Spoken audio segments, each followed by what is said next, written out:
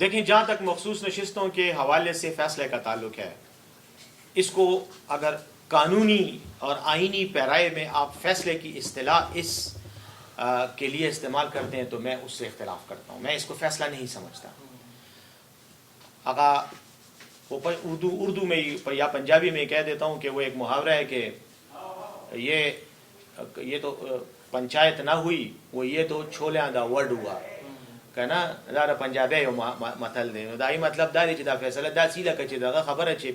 کسی کو آپ ایسے بندے کو فیصلہ کرنے کا اختیار دیں جس کو یہ پتہ ہی نہ ہو کہ اس نے فیصلہ کرنا کیا ہے اور جو اس کے سامنے شکایت ہے اس کی نوعیت کیا ہے. سپریم کورٹ کا یہ فیصلہ بالکل غیر آئینی ہے، بے بنیاد ہے، غلط ہے، اور میں یہ سمجھتا ہوں کہ پاکستان کی آئینی تاریخ میں یہ ان چند تاریک ترین بدنام ترین فیصلوں میں سے ایک فیصلہ ہے جس کو ہمارے آنے والی قوم بھگتے گی بھی،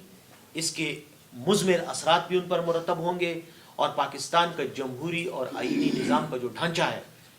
وہ اس میں جو نقصان ہوا ہے اس فیصلے کی وجہ سے، اس کا خمیازہ بھی صرف ہمیں نہیں ہماری آئندہ نسلوں کو بھی بھگتنا پڑے گا اگر اس فیصلے کو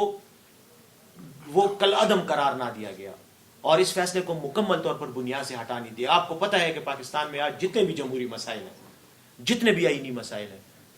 یہ میری اور آپ کی وجہ سے نہیں ہے، یہ ان لوگوں کی وجہ سے ہیں جن کو ہم نے اپنے ٹیکس کے پیسوں پر